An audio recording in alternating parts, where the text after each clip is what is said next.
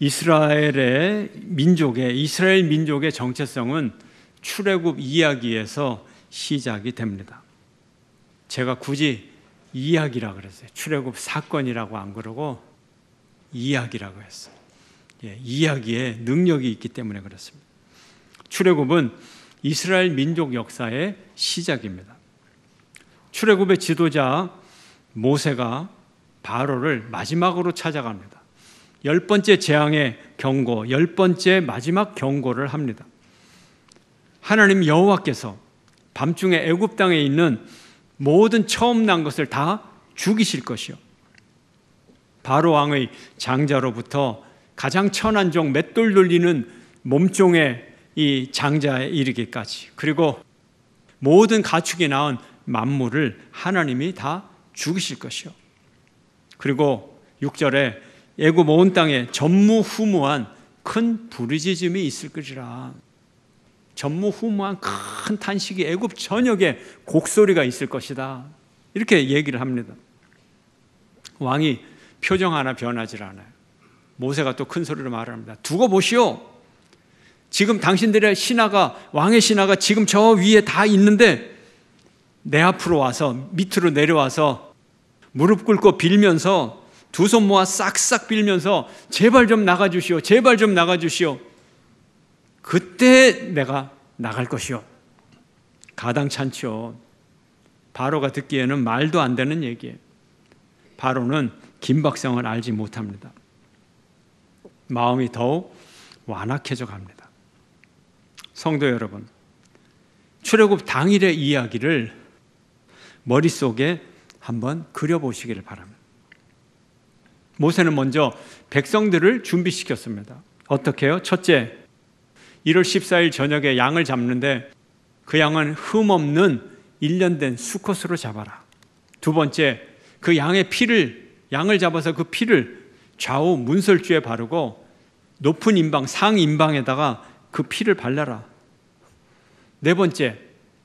세 번째, 고기를 삶아 먹지 말고 불에 구워 먹어라.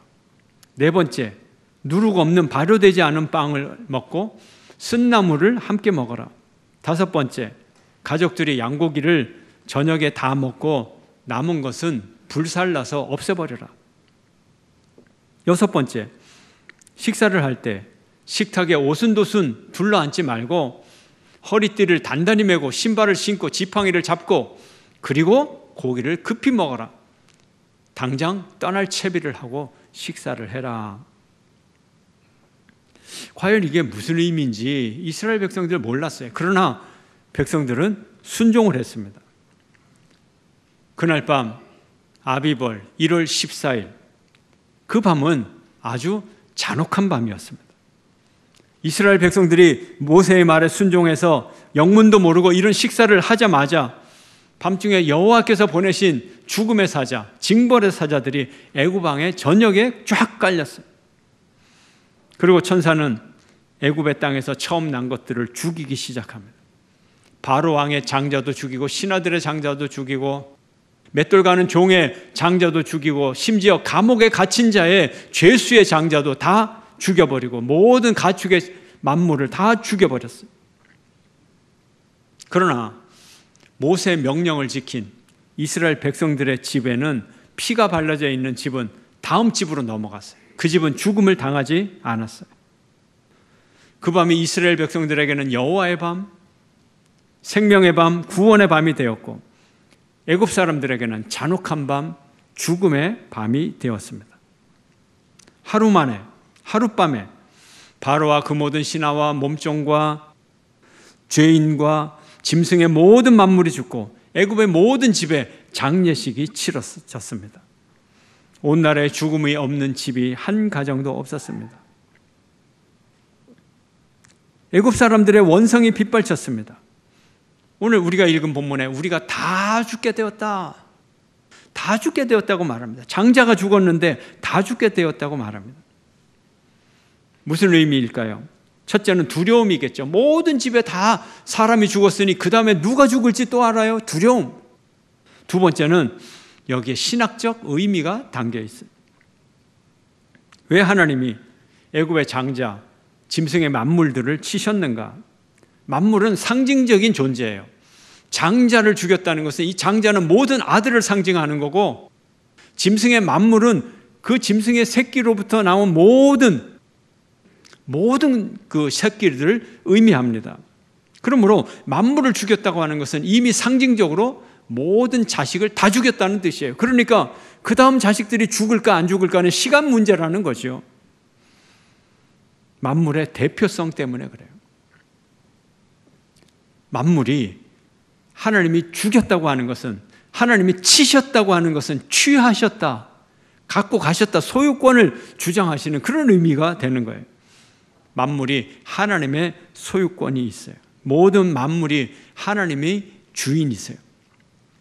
애굽 왕 바로가 하나님의 소유된 백성, 하나님의 소유된 이스라엘 백성들을 내어놓지 않으니까 하나님은 바로의 소유를 곧바로 치셔버렸어요. 참된 믿음은 하나님의 소유권을 인정하는 믿음이에요. 우리의 모든 것 하나님 것임을 믿으시기를 축원합니다. 얼마나 바로가 다급해졌겠어요? 한밤중에 모세와 아론을 급히 불렀습니다. 너희 이스라엘 자손들은 속히 떠나거라, 빨리 떠나거라. 너의 말대로 광야로 가서 여호와를 섬기고 너의 양과 소도 다 데리고 가고, 그리고 그곳에서 나를 위하여 축복하라. 나를 위하여 축복해서 더 이상 애굽 땅에 죽음이 임하지 않도록 축복을 하라. 이렇게 말합니다.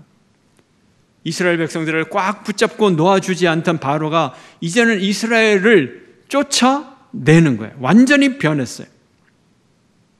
애굽 백성들도 한밤중에 우리가 다 죽게 되었더라 탄식하면서 이스라엘 백성들을 향하여서 너희들은 빨리 애굽 땅에서 떠나라, 빨리 나가라고 재촉을 합니다. 그러자 이스라엘 백성들도 바빠졌어요. 급해졌어요. 아하, 모세가 저녁을 먹을 때 왜 옷을 다 입고 신발을 신고 지팡이를 들고 떠날 채비를 하고 저녁 식사를 했는지 그제서야 알게 됐어요. 급히 여행 준비를 하지 못했어요. 음식도 준비하지 못했어요.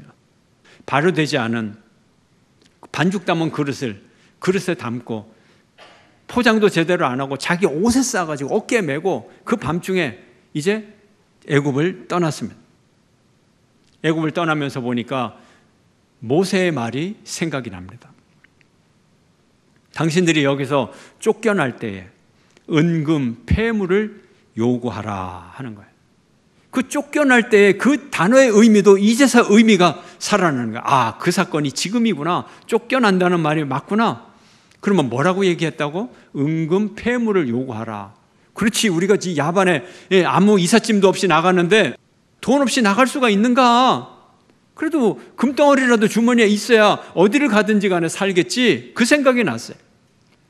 이웃에 사는 애굽 사람들을 향하여 당당히 말합니다. 애굽 사람들이 와서 말합니다. 문을 두드리면서 빨리 나가시오. 베냐민 빨리 나가. 야곱 빨리 나가. 요셉 빨리 나가. 우리 나갈 수 없어.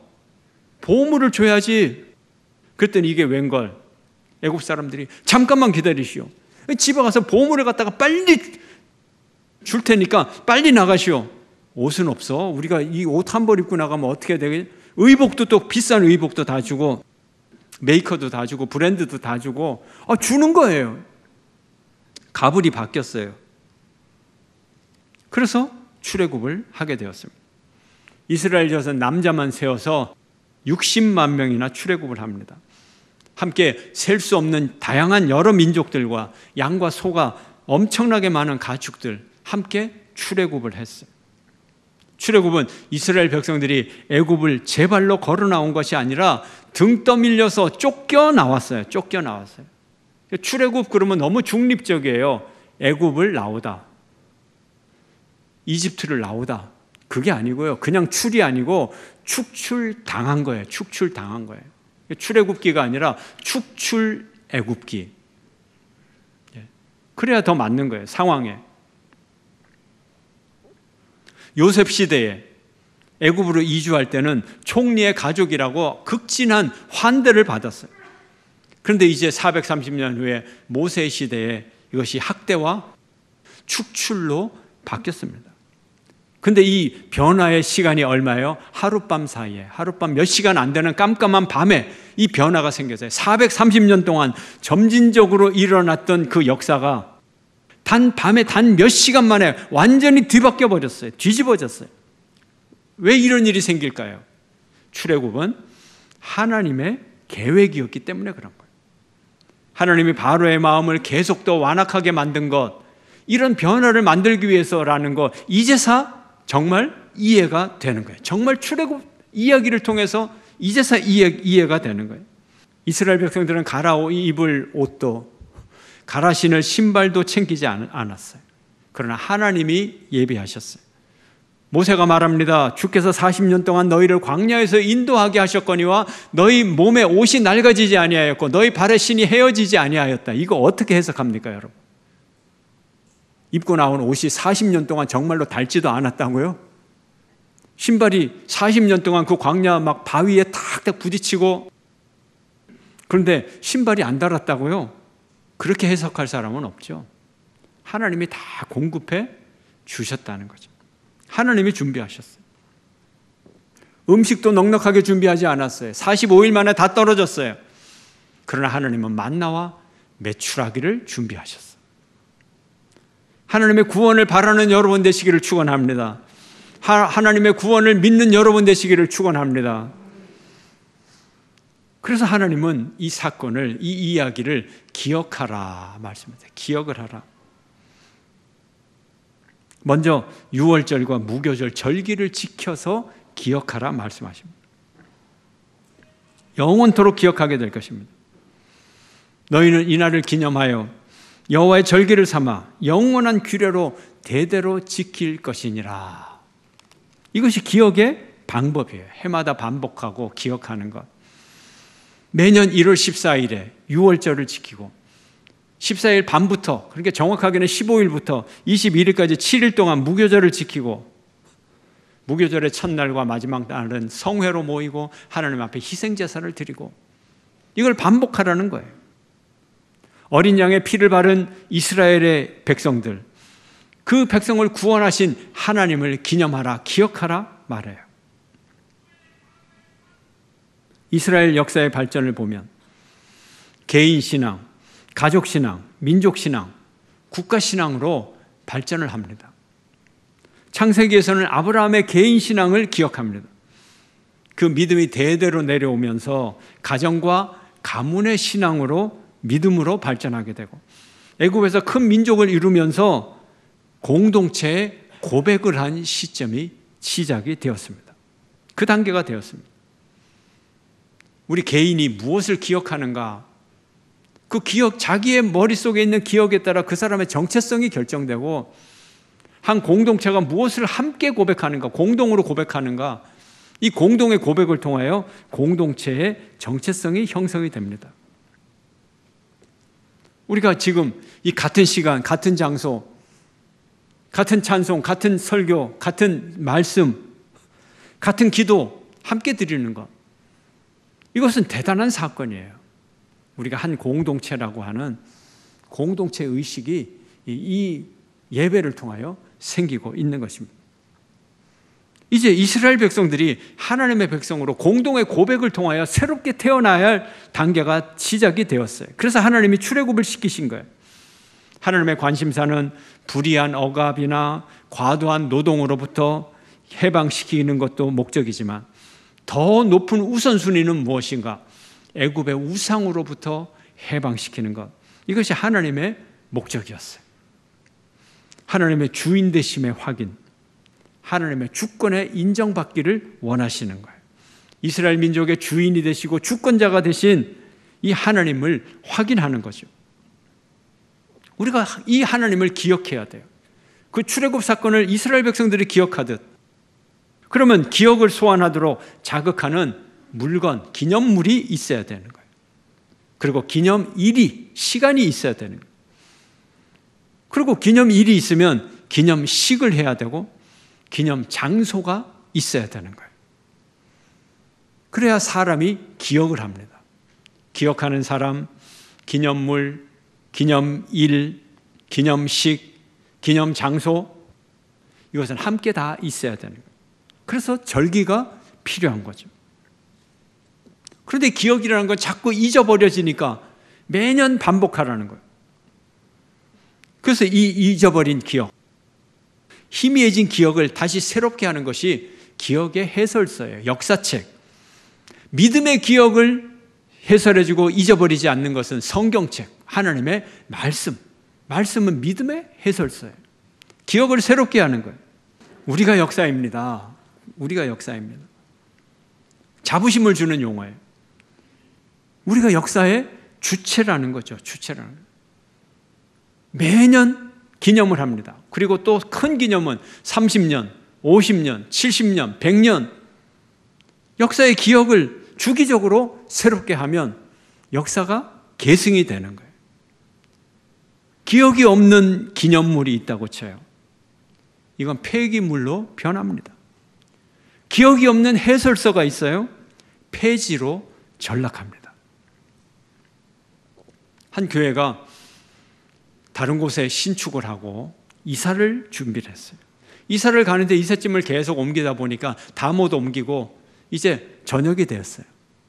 한 분이 교회에 있는 서류들, 역사 자료들 현관 앞에 잘 쌓아두고 요거 내일 아침에 이사가 시작되자마자 이거부터 잘 옮겨야 되겠다. 이렇게 소중하게 잘 쌓아놨어요. 아침에 이삿짐을 옮기려고 왔는데 아무것도 없는 거예요. 알고 보니 폐지 수집상이 그거를 갖고 가버렸어요. 찾을 길이 없어요. 이 폐지 수집상, 역사의식에 있고 없고의 차이예요. 기억을 하느냐 못하느냐 이 차이예요. 역사 기억이 없는 사람에게는 단지 폐지로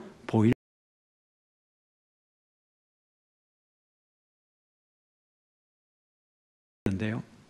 그것을 쓴 알퐁스 도데, 알퐁스 프랑스의 문학자 알퐁스 도데가 또 이런 단편 조그마한 짧은 글을 썼어요. 고쉐 신부의 불로장생주. 요약하면 이렇습니다. 프레몽트레 수도원은 점점 가난해져서 모든 시설이 낡아졌습니다. 창문과 지붕이 날아가도 고칠 수가 없었습니다. 심지어 고장난 종을 새로 살 돈이 없어서 나무로 된 딱딱이 딱딱 하면서 기도 시간을 알리고 그렇게 했습니다. 수도원의 신부들도 영양실조에 걸려서 나날이 야유어 갔습니다. 어릴 때 수도원을 들어오면서 수도원의 가축을 키우는 목동이었던 고쉐라는 사람이 있었는데 이 고쉐가 나이가 들어 수도사가 되었습니다. 이 고쉐가 수도사가 여러 가지 약초를 제조해서 아주 훌륭한 술을 만들었어요. 거의 만병통치약을 만들었습니다. 이름도 불로장생주로 지었습니다. 이 술이 홍보가 잘 되어서 날개가 돋친 듯이 팔리게 되어자 수도원은 생기를 찾았고 건물도 새 단장을 했고 신부들의 삶도 편안해졌습니다. 고쉐는 그 공적으로 인해서 별명을 하나 받았습니다. 아주 좋은 멋진 별명이죠. 박식하고 명석한 고쉐 신부님.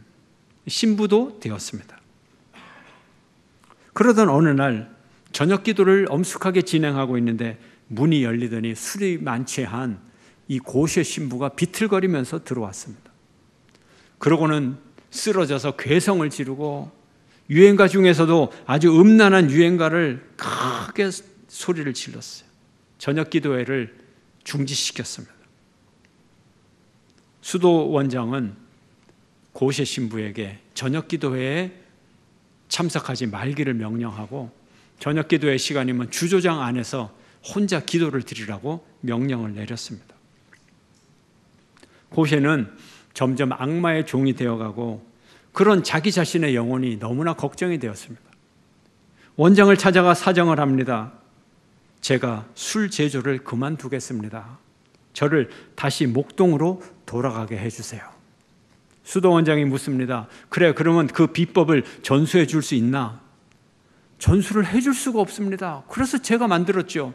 왜요? 그것은 저의 미각 때문에 그렇게 좋은 술을 만들 수 있었던 겁니다. 다른 사람은 아무도 해낼 사람이 없습니다. 그러자 원장을 비롯한 신부들, 특히 재무관은 장부를 흔들면서 크게 소리를 쳤습니다. 이 사람아, 우리를 망쳐놓을 건가? 고세를 윽박질렀습니다. 그 사이에도 주문이 폭주하여서 수도원은 점점 술공장처럼 되어갔습니다. 신부나 수도사 전체가 너무 바빠져서 때로는 저녁 기도를 생략할 때도 있었습니다. 그리고 수도원 예배당에서 저녁 기도하는 시간에 예배당에서 찬송 소리와 기도 소리가 나올 때 수도원 구석에 있는 주조장 속에서도 고세 신부의 술주정 소리와 음란한 가사의 유행가 소리가 점점 더 크게 울려 찼습니다. 제가 요약을 한 거예요. 고세 신부나 프레몽트레 수도원은 처음에는 순수한 동기에서 만병통치약, 치료제, 술을 개발을 했습니다. 그러나 고세 신부는 술 중독에 걸리고 프레몽트레 수도원 전체는 돈 중독에 걸리고 이후부터는 가난했던 시절에 순수했던 기도, 하나님에 대한 사랑, 영혼에 대한 사랑, 경건한 예배 모두 잊어버렸습니다. 이것은 예수님 당시 예루살렘 성전에서도 보여지고 있는 모습이었습니다. 거룩해야 할 하나님의 성전이 내 아버지 집이, 기도의 집이 장사꾼의 소굴로 변한 것입니다. 그러나 이것은 예루살렘 성전에서뿐만 아니라 오늘을 살아가는 우리 각자의 마음속에, 마음의 성전 안에서도 끊임없이 일어나고 있는 일입니다. 무언가를 잊어버리고 다른 것들을 찾아서 그렇게 가고 있습니다. 프레몽트레 수도원의 본래의 의도와 목적을 기억해낸다면 그 영혼들이 다시 살아날 것입니다. 가장 가난했지만 가장 경건했던 그 시간, 그 기억을 다시 소환을 해야 됩니다. 목동 시절의 그 순박했던 순간들을 다시 떠올리고 그 자리로 돌아가야 되는 것입니다. 그러면 하나님이 주시는 새로운 이야기가 시작이 될 것입니다. 그러면 꼭 가난한 과거로 돌아가지 않더라도 하나님의 경건을 회복할 수 있습니다. 믿음의 시작을 기억합시다. 하나님의 백성들 어떻게 시작되었나요? 출애굽이 어떻게 시작되었나요? 하나님이 그 백성을 어떻게 그 출애굽의 죄악의 세상에서 우상 숭배에서 불러내었는지, 나는 언제 하나님을 믿었는지, 하나님이 언제 어떤 상황에서 내게 찾아오셨는지 그 기억을 다시 불러내야 되는 거예요. 죽은 이야기를 내가 기억을 해내면 잊어버렸던 이야기, 죽었던 이야기가 내게 다시 되살아나게 되는 것입니다. 내 속에서 하나님의 이야기가 살아나고 하나님의 목소리가 다시 울려 퍼져야 내 삶이 다시 회복이 되는 거예요. 시편 기자는 말합니다. 아침마다 주의 인자하심을 알리며 밤마다 주의 성실하심을 베풀미 좋으니이다. 아침마다 주의 인자하심을 기억하고 깨닫는 사람이 복이 있습니다. 밤마다 주의 성실하심을 기억하고 의지하는 사람이 복이 있습니다. 믿음의 기억은 우리를 출발점으로 돌아가게 합니다. 그곳에서 새 출발을 하게 합니다. 신앙의 매뉴얼 시리즈예요. 우리의 삶 매뉴얼이에요. 오늘부터, 지금 이 시간부터 하나님의 은혜를 기억해내십시오. 묻어두었던 창고에서 다시 끄집어내시기를 바랍니다. 은혜를 소환하시기를 바랍니다. 기억은 기적을 일으킵니다. 기억은 영혼을 살립니다. 기억은 은혜를 새롭게 합니다. 하나님의 은혜를 새롭게 기억하고 끄집어내므로써 여러분의 삶 가운데 하나님의 은혜로 충만하도록 주의 이름으로 축원합니다. 주님 앞에 섭니다. 모든